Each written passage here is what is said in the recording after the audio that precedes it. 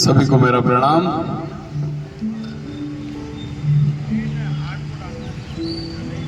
कि ये जो वक्त है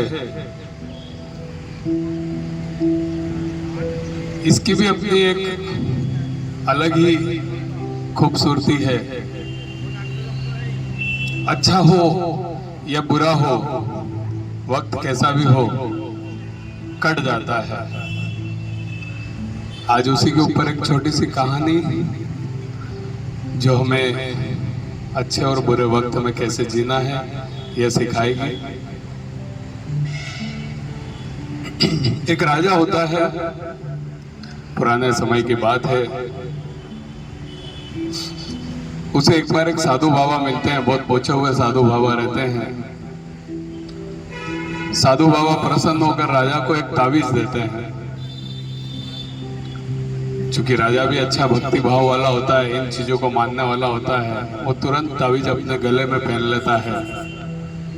जो साधु महात्मा होते हैं वो उससे कहते हैं कि ये ताबीज के अंदर एक पर्ची है, एक कागज है जिसमें कुछ लिखा हुआ है।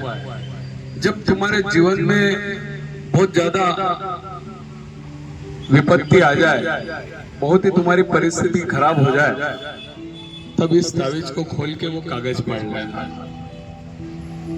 ठीक है साहब, राजा रख लेता है। इस तरह कई दिन कई साल गुजर जाते हैं, सब कुछ अच्छा चल रहा होता है। एक दिन राजा अपने सैनिकों के साथ जंगल में शिकार के लिए जाता है। शेर का शिकार करते करते वो कब सैनिकों से अलग हो जाता है और जंगल में रास्ता भूल जाता है, रास्ता ही नहीं मिलता उसको। और शेर के शिकार का पीछा करते करते वो दूसरे राज्य की सीमा में प्रवेश कर जाता है। अब उसे बड़ा डर लगने लगता है। डरते डरते वो सोचता है क्या करे, तो उसे एक गुफा दिखती है। वो उस गुफा में जाकर छुप जाता है। वहां बैठे बैठे सोचता रहता है। जब भी हम कभी भी किसी परिस्थिति हमारे विपरीत हो जाती है, किसी संकट में पड़ जाते हैं, तो हमारे मन के अंदर कितने नेगेटिव ख्याल आते हैं। बस वैसे ही नेगेटिव ख्याल उसके अंदर आ रहे होते हैं। इतने में एक घोड़े की टक टक करते हुए आवाज उसको सुनाई देती है कि कुछ सैनिक लोग, कुछ घोड़े गुफा की तरफ आ रहे हैं। और उसके और मन में नेगेटिव विचार बढ़ जाते हैं कि अब वो ये लोग मुझे मार डालेंगे, मेरा सब राजपाट खत्म हो जाएगा, मेरे राज्य का क्या होगा, मेरा ये मेरा वो, ऐसे सारे नेगेटिव थॉट्स उसके दिमाग में घूमते रहते हैं। तभी उसको याद आता है कि एक बार एक साधु महात्मा ने मुझे ताबीज दिया था और कहा था कि जब भी तुम्हारे ऊपर संकट आए या परिस्थितियां बहुत विपरीत हो जाए तो इस ताबीज को खोल के, एक कागज है वो पढ़ लो। वो तुरंत ताबीज को खोलता है और वो कागज निकालता है तो उस कागज में केवल एक लाइन लिखी रहती है और वो लिखी रहती है कि ये वक्त भी कट जाएगा।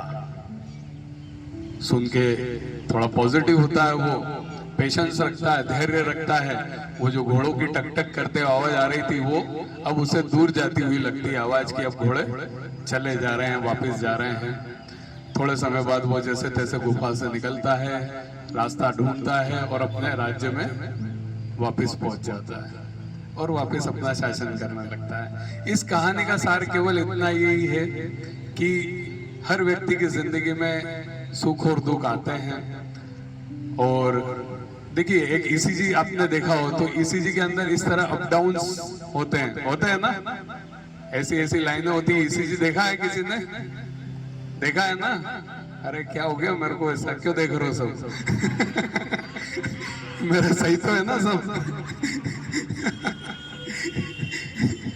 तो ईसीजी इस तरह का होता है, राइट? मतलब अप एंड डाउन। बस वही हमारी जिंदगी में अगर किसी की सीधी लाइन आ जाए तो समझना इसका क्रियाक्रम हो गया अब, है ना? तो जिसकी जिंदगी में अप डाउन नहीं आ रहा है तो वो जिंदा है ही नहीं, वो मुर्दा है। तो जिसकी जिंदगी में अप डाउन आते हैं वही जिंदा है। जब भगवान को दुख झेलना पड़े तो हम किस खेत की मूली है ना? राम हुए, अपने कृष्ण हुए, गौतम बुद्ध हुए, महावीर स्वामी हुए, कोई किसी को भी उठा के देख लो, उनने कितने कष्ट भोगे। तो फिर हम कैसे सोच सकते हैं कि हम केवल और केवल सुखी रहें। हाँ, इतना जरूर है कि जब भी आपके जीवन में सुख आता है तो ज्यादा से ज्यादा खुशियां बटोरने की कोशिश करें, क्योंकि कब दुख आ जाएगा कुछ कह नहीं सकते। तो उन पलों को अच्छे से जिए, उनको एंजॉय करें, यही इस कहानी का सार है। बाकी अप डाउन तो आएंगे जीवन में, उससे आप बच नहीं सकते। ठीक है, एक छोटा भजन करते हैं, उसके बाद अगले प्रयोग में प्रवेश करेंगे।